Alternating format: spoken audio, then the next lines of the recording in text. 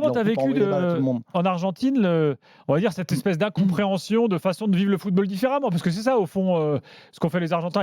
Ils ont leur façon de vivre le foot, de chambrer, de célébrer.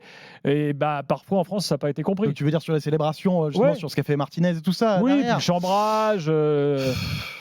Moi, ça m'a un peu agacé, enfin, ça m'a même plus qu'agacé parce que je trouve qu'on a un peu catalogué les Argentins dans un rôle de voyous, de barbares, de mal élevé, surtout. De mal élevé, ouais, mais moi, justement, ça m'a un peu agacé, ça, sur le côté.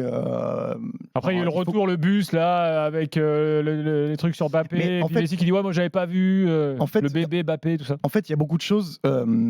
Si tu connais, alors c'est difficile évidemment de comprendre, parce que quand tu reçois ça sans connaître la culture argentine, tu trouves ça très violent. Ça, franchement, c'est pas difficile, genre, il faut un minimum d'ouverture d'esprit et pas être limité. Non, mais par exemple, quand même, par exemple, Daniel, le chant de Martinez dans le vestiaire après le match, où en gros il dit un minuto de silencio para Mbappé que está muerto, et une minute de silence pour Mbappé qui est mort.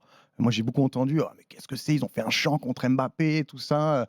Il faut savoir que c'est un chant en Argentine qui est fait dans tous les stades dès que tu dois vanner ton rival. Parce que déjà, quand tu gagnes en Argentine... tu mènes 3-0, tu peux chanter ça pour l'équipe adverse. Mais exactement, mais quand tu gagnes en Argentine, de toute façon, la chambre fait partie de la victoire. C'est-à-dire que tu as gagné le droit de chambrer ton adversaire.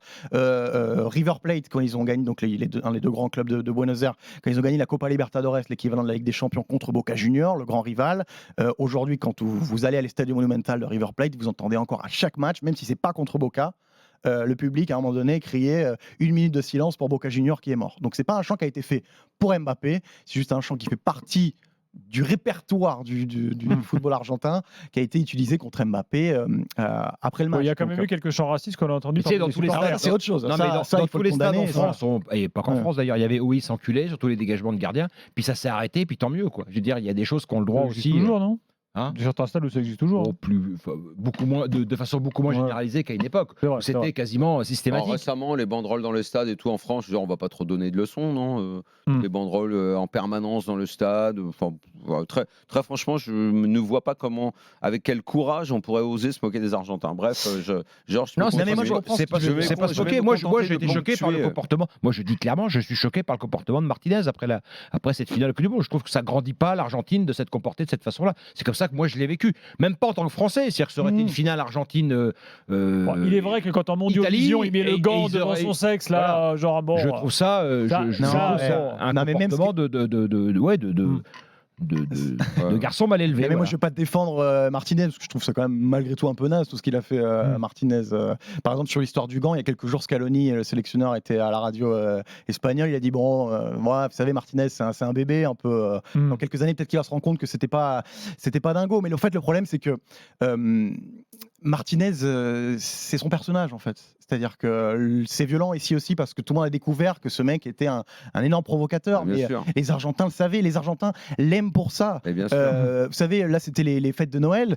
Les gamins l'adorent, par exemple. Après Messi, c'est le joueur que les plus populaire après Messi. Exactement. Donc il y a eu plein de scènes de gamins qui ouvrent les cadeaux de Noël, qui ont reçu le maillot d'Emiliano Martinez, et les gamins se mettent à faire la danse un peu à la Samuel Umtiti, là, tu vois, quand le deuxième tir au but, ils n'ont pas fait le truc avec le gant, les gamins, quand ils ont reçu le maillot de Martinez.